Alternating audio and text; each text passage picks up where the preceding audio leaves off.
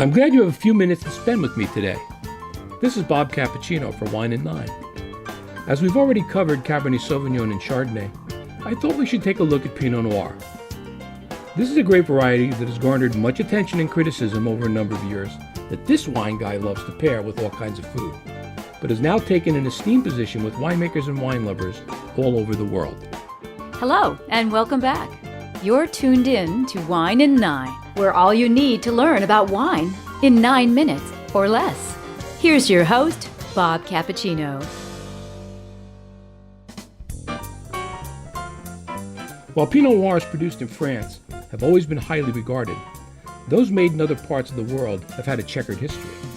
Pinot Noir is a difficult grape to cultivate and even trickier to vinify, but to the true aficionado, no other wine captures the regality and elegance of a well-made Pinot Noir. Aromas of dark, ripe cherries with earthiness and a hint of herbs, and the bright acidity that frames these flavors make it a surprisingly versatile wine. With a light to medium body, it matches perfectly with roasted meaty fish like salmon or tuna. It's great with roast duck or squab, yet it can also be very appealing with Asian dishes, even including sushi and sashimi. Due to its crisp acidity and ripe red berry flavors, Pinot Noir also makes a delightful rosé, a perfect wine for aperitif sipping or with lighter seafoods and some pork dishes. Champagne and other sparkling wine producers rely on Pinot Noir to add complexity and aroma to their blends. Only the juice is fermented to create a white wine, and if it's 100%, it would be labeled Blanc de Noir, a white of black.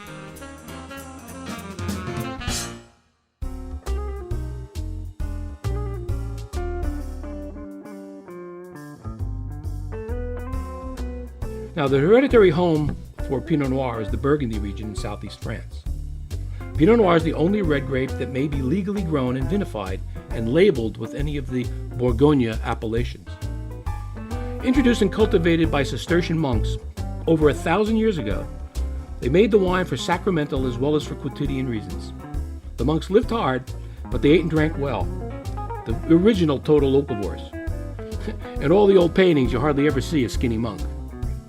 Now, the villages and vineyards of Burgundy produce distinctly different variations on the theme, owing to the peculiarities of vineyard site and clonal selections. The vineyards and villages are prominently named on the labels. Now, not to get too geeky here, but there are about 16 different clones of Pinot Noir that offer individual characteristics. Vintners select the best clones for the vineyards that they maintain, and often there's a combination of a few clones in the same site, which will give the finished wine broader complexity and greater depth of aroma and flavor. The finest red Burgundies, the Grand Crus as they are legally designated, can command deservedly high prices as they are made in very small quantities and are in high demand among enophiles throughout the world.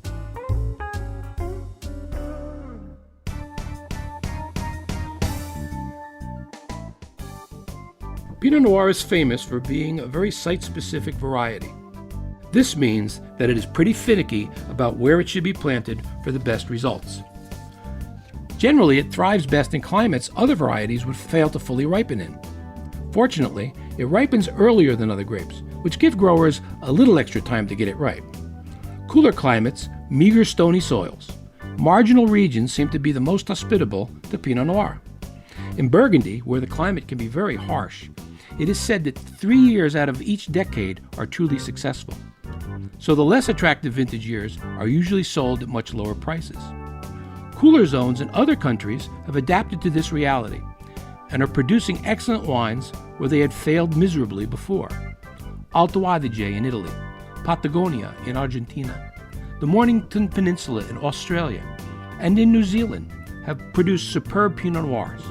Oregon, with its marginal climate, is producing memorable Pinot Noirs. Vintners from California and Burgundy have invested heavily in Pinot Noir's future in Oregon. Cool areas in California, like the Russian River Valley in Sonoma, Anderson Valley in Mendocino, the Carneros, which overlaps the southern parts of both Napa and Sonoma counties, and Santa Barbara are all homes to amazing Pinot Noirs. Now, California struggled for a long time with Pinot Noir. There was a time that I can remember not long ago, you couldn't give a California Pinot Noir away. Now, part of the reason was that many grapes labeled Pinot Noir actually weren't. They were other grapes like Gamay Noir and Napa Gamay. And the problem was compounded by the fact that they were also planted in the wrong places. And then on top of that, they were being vinified in the same way as Cabs and Zins. One of the first vintners to solve the dilemma was Walter Shug at Joseph Phelps Winery in the 70s. He proved that the right site, his Heinemann Mountain Vineyard, careful cultivation, and a deft hand in the cellar could produce a very good California Pinot Noir. As he told me, you can't handle Pinot Noir like it's a red wine. You must handle it from start to finish as if it were white.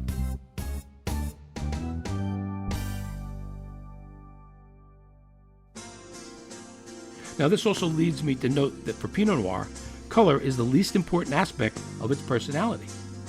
Now, coloration comes from leaving the skins in contact with the juice during fermentation. However, where all other red grapes contain 9 anthocyanins that produce color, Pinot Noir has only 7, so it is genetically weaker and less color stable. Vintners try to compensate by fermenting in vats where they can punch down the cap that forms as the fermentation starts and the mash grapes rise to the top. By punching it down and resubmerging the cap, it allows for better color extraction. Now, even though Pinot Noir ages well due to its acidity, the color may actually lighten over time. Now, for vintners, this is never a problem as long as the bouquet and the intrinsic Pinot Noir flavors come through. Now, as I said, Pinot Noir is very versatile and it's easy to sip by itself. But stews like the famous Boeuf Bourguignon, virtually any roasted fowl, pheasant, quail, duck, even turkey match nicely.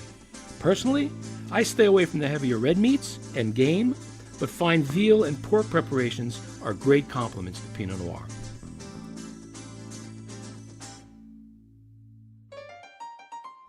So if you're looking for a red wine that isn't overly tannic and usually not too woody, but delivers engaging and satisfying red fruit, Pinot Noir is worthy of your consideration. Thanks for joining me today at Wine and Nine. I'm Bob Cappuccino. Thanks for listening to Wine and Nine. We hope we used your 9 minutes wisely. If so, or if not, please let us know. Give us your feedback, good, bad, whatever. We'd love to hear from you. Look for Wine and Nine across social media. We're at wineand9.com, YouTube, Facebook, Twitter, and Instagram. So grab a glass and join, subscribe, download, tweet, whichever you choose. Or you can go to our home base at wineand9.com. Want to email? We're at info@wineand9.com.